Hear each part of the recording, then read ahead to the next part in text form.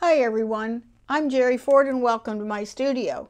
This is the June edition of the Mug Rug of the Month Club, and it is this really cute little summer design. Makes you want to get out there and let's have a picnic, okay? It's great for summer.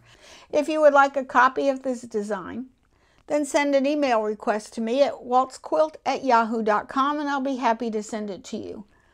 Also, if you'd like to become a member of our free Mug Rug of the Month Club, again, send me an email request and I'll be happy to add you to the listing. So let's get started making this really cute summer fun mug rug. We're going to need a few things. Mostly can be used with scraps. So first of all, you're going to need an embroidery machine with at least a 5x7 hoop. You're going to need some dissolve away stabilizer, and that's this meshy type stuff. You can get it at Joann's, or actually any of the dissolve away meshes will do just fine. You'll need about a 6x6 inch square of cotton fabric for the back, and I'm going to be using this. I'm using scraps. So this is just light blue. I'm also going to use this same fabric, and I'll need a 5x9 inch rectangle of this light blue cotton for the base of the applique on the front. Okay, you're going to need a piece of batting, and I'm going to use spare batting. About a 6 inch by 6 inch piece will do just fine. Here's one here. Then you can use scraps for the rest of this. You will need some light pink, just a little bit. You'll need a dark blue, just a little bit, and I haven't cut these until I need them. I'll need a dark yellow for the sun, a light yellow for one of the paper pieced strips, and then I'm going to cut a little strip of this for just to give it some pop. Okay, so those are the colors you'll need. For the thread colors, you're going to need to have a white, a yellow that sort of matches the dark yellow of the sun. You'll need some teal, gray, black. You're going to need to wind a bobbin with the same color that you're going to use for that final satin stitch when you're done. I just hoop my stabilizer, and that's all. Make sure it's nice and tight. And now load the design into your machine, and here we go. Okay, I've loaded the design into the machine and it's ready to go. It is actually 5 inches by 5 inches, so it really does not matter how it's oriented. Okay, so let's go ahead and hit set. And embroidery, it's ready to go. I've loaded white thread into my machine. So the first stitch is going to show me where we're going to put the batting.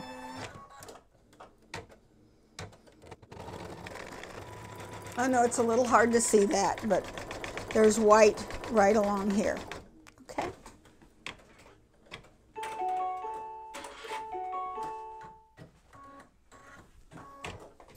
Okay, I want to put the batting on here so that it covers everything, and we're going to run the second color stop, which is going to tack down this batting.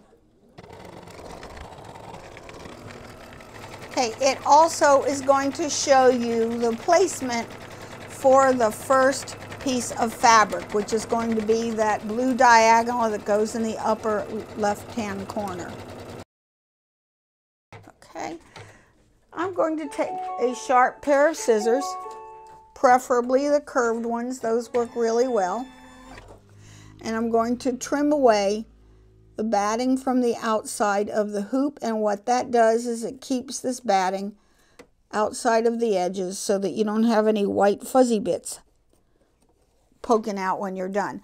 And usually it helps to remove the hoop from the machine, which is what I'm going to do, and put this on a flat table to do it. Okay, I'll be right back as soon as I trim it. Okay, I've trimmed all the way around the outside, and I've darkened this line just so that you could see it a little better, because this is going to be the placement lines for the light blue fabric that I'm going to use in the top. So I want to cover all of these stitching lines by probably about 1/4 of an inch. We're going to end up trimming this later. And then we're going to stitch color stop number 3, which is going to give me the tack down for this light blue piece of fabric.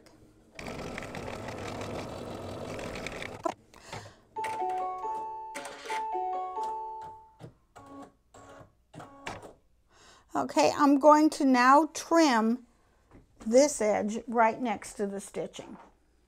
It doesn't have to be too close because now we're doing the paper piecing. Next, I want about a 2-inch strip of fabric. Now I've got my striped fabric. I want a piece about 2 inches that will go from edge to edge, covering everything. Right here will be good. So wherever that stitching and just close to it, I'm going to put this right sides together facing up, and it's going to now stitch the seam. And I'm going to finger press this down,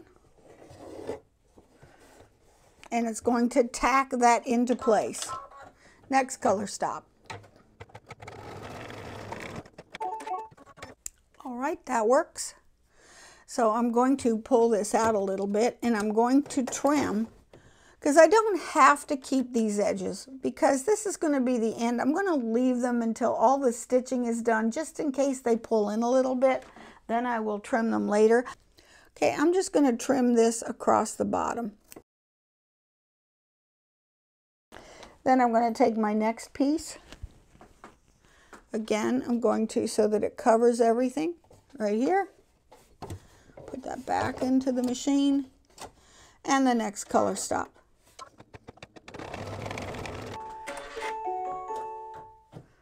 Okay, if that bothers you, you can trim it. I'm not going to. Okay, finger press this down again, and then I'm going to stitch this into place.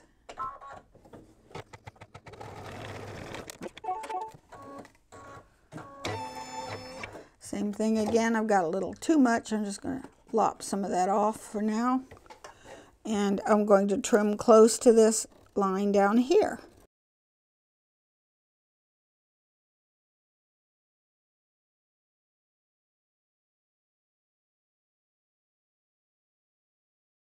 If you're not sure this is going to cover, make sure it does, and it does. Okay, so I'm just going to lay this in here so that it's right sides together.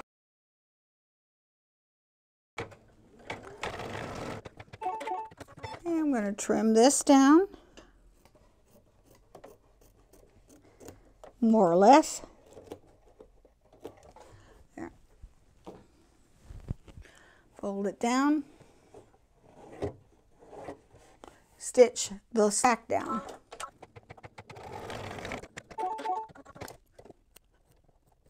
It's just a scrap. And I'm going to put that underneath. Line that up with that stitching line.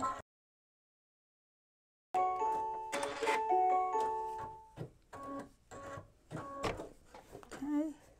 Finger press this down and stitch color stop number 11, which is the little piece that goes there, the little corner. Now we're going to start on the applique. So the applique is going to do the placement for the yellow.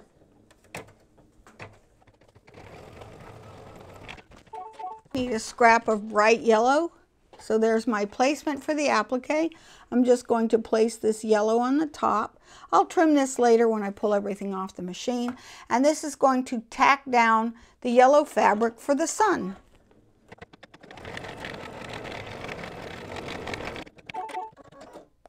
Okay, now I'm going to take the hoop out of the machine, put it on a flat surface, and I'm going to trim around here.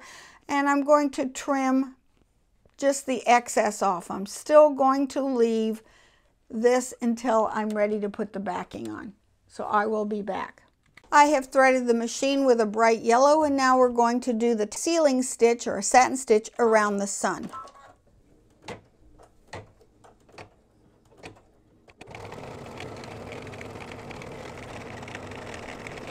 Okay, this is going to take a while, so I will come back when it's done stitching the satin stitch around the sun.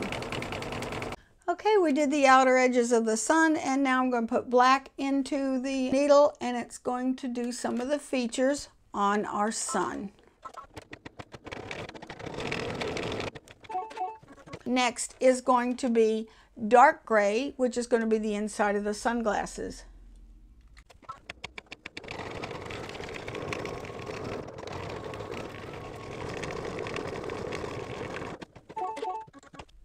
Okay, the next color is like a teal, or whatever color you want the outside of these sunglasses to be. I want mine to be teal.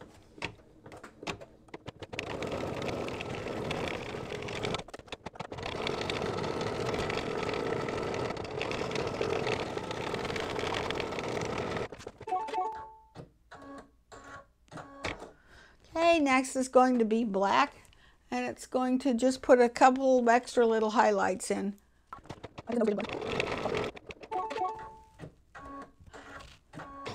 Actually, that was his nose. So I have white in the machine. It's going to do the glint in the eyes. Leave this as white because the next thing we're going to do is we're going to put the backing on here and let it stitch it down. Then we will do the stippling, and that's when I think I'll switch to a nice yellow for the stippling, do something a little different. Okay, now I'm ready to put the back onto my mug rug. So I've got my piece of fabric that's covering all of the stitching. Okay, you could tape this down, but I rarely have luck with tape. I actually like to use these curved quilter's pins, and I'm just going to put in 2, and yes, don't get excited, I'm not going to leave these here. I'm going to put in 2 in opposite corners, just for now. Turn it over, hold one here, and then I can pin it in from this side, and that way I won't forget to take it out. I don't even have to close it. Okay, I'll take the other one, and I didn't put it here in this corner, so I can see it. Just pin it in. I can now take these out of the back. If you like, you can pin them from the front. And again here, take this from the back, transfer it to the front. Just check, see, oh, turn it over, make sure everything's nice and smooth, and I can put this into the machine.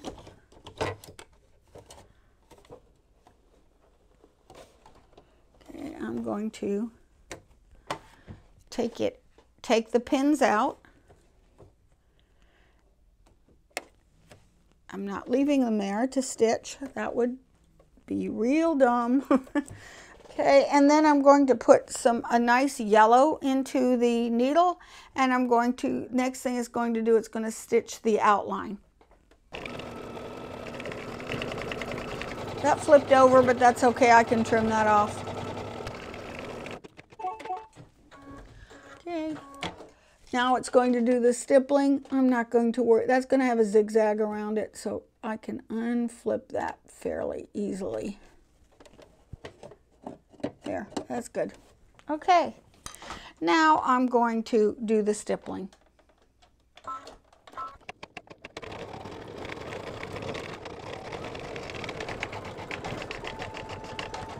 And this will take a while, so I will be back when it's done stippling.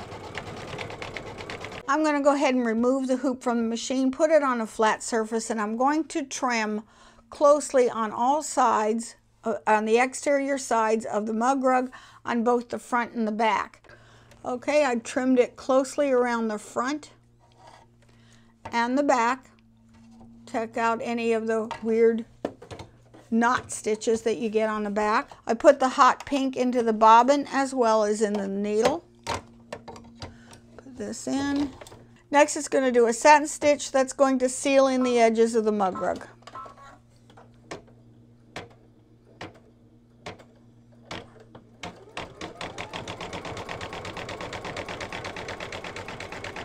And this is going to probably take about 10 minutes to stitch out. Okay, all finished. Turned out really cute. One quick tip for getting this out of the hoop is take your scissors, leave it in the hoop, and I'm just going to cut close.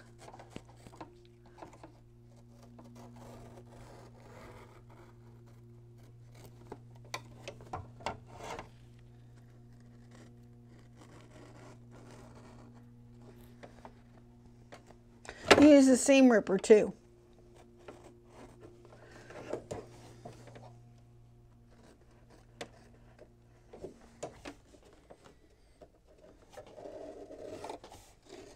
Okay. I have a little bit of stabilizer sticking out over here. You can trim it as close as you like.